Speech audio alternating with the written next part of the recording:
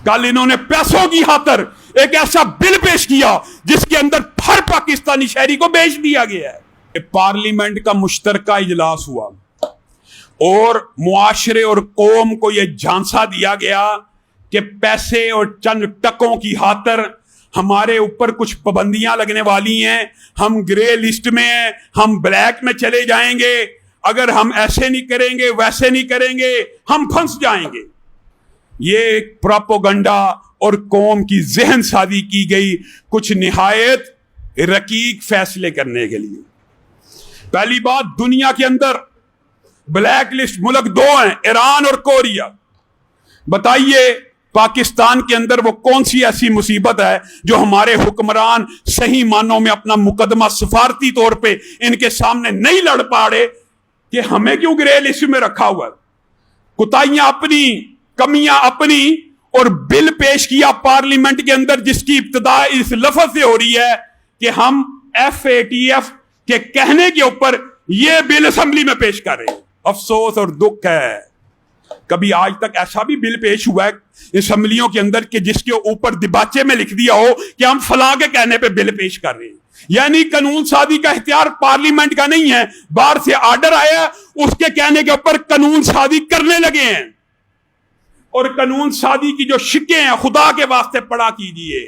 मुआशरे के अंदर खास तौर पे ऐसा झूठ और प्रोपेगेंडा फैलाया जाता है, एक ऐसी तैयार कर ली गई है प्लानिंग कि जो भी कोई बात करे ये जी खान साहब का खिलाफ है, जी ये खान साहब के मुखालिफ। और भाई खुद पढ़ लो, बिल पेश हुआ, एक शिक ये है, दुख हो रहा है, अफसोस है।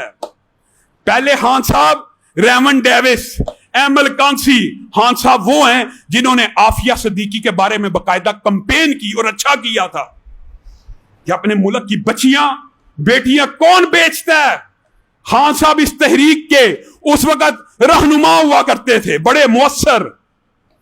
आज बिल पेश हुआ, इसके अंदर लिखा आफिया सिद्दीकी, रेमन डेविस, एमल कांसी वगैरह की बात नहीं, इस बिल में खुलेआम लिख दिया गया कि कोई भी गैर मुल्की जब भी किसी पाकिस्तानी शहरी को मांगेगा पाकिस्तान देने का पाबंद होगा। मुआज़ल्लाह, ये हमारे आइन के खिलाफ है, ये हमारे दस्तूर के खिलाफ है, ये हमारी आईनी शख्सी पाकिस्तानी आजादी के खिलाफ है। ये पाकिस्तानी पासपोर्ट को इज्जत दी है, ये वो इज्जत है जिसका वादा किया करते थे।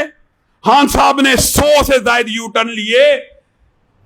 पिछले दिनों मैं सुन रहा था, हैरान रह गया, ड्यूअल नेशनैलिटी के ऊपर कहा करते थे किसी दौर में, ये जो ड्यूअल नेशनैलिटी वाले ये पाकिस्तान में क्यों हैं।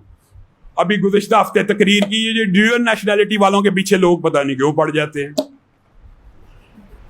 आज से पहले मानते हैं, ये भी बात खुले दिल से मानते हैं, हमें पता है आप गुलाम हैं, हम गुलाम हैं।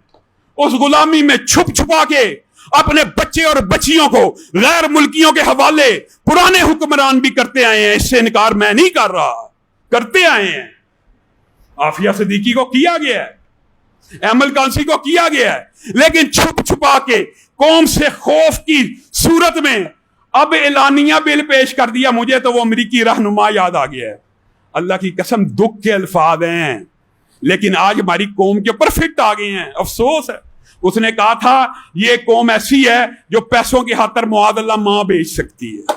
कल इन्होंने पैसों की खातर एक ऐसा बिल पेश किया जिसके अंदर हर पाकिस्तानी शहरी को बेच दिया गया है। नहीं जी ये खान साहब की मुखालिफ, और ये बड़ी पाबंदियां, और पैसों की खातर जमीर मर जाए, गैरत का जनाजा निकल जाए। और सिर्फ ये बिल पेश नहीं हुआ, इस बिल की बाकी शिक्के जो पढ़े लिखे अफराद है सुने, पढ़ें, गौर करें कैसी कैसी शिक्के हैं। एक शिक ये भी है कि जो वक़फ़ के ऊपर मदारस दुश्मनी, मसाजिद दुश्मनी अपने अरूज पे। वक़फ़ किसका होता है जी? फलां बंदे ने फलां जगह मस्जिद को वक़फ़ कर दी है, मदारस को वक़फ़ कर दी। वक़फ़ के बारे में जो बिल पेश हुआ है आप पढ़ के हंसना शुरू हो जाएंगे। किसी भी हीले बहाने से जब हुकूमत चाहे वक़फ़ शुदा जमीन को अपने कब्जे में कर सकती है। ये बिल है। हम इन बिलों को पाकिस्तान के कानून, शख्सी आजादी, आईनी आजादी और फ्रीडम ऑफ स्पीच के जो बुनियादी आईनी हकूक 1973 के आइन में उनसे मुतसादम समझते हैं, इसलिए हम इन बिलों को नहीं मानते। एक बात ये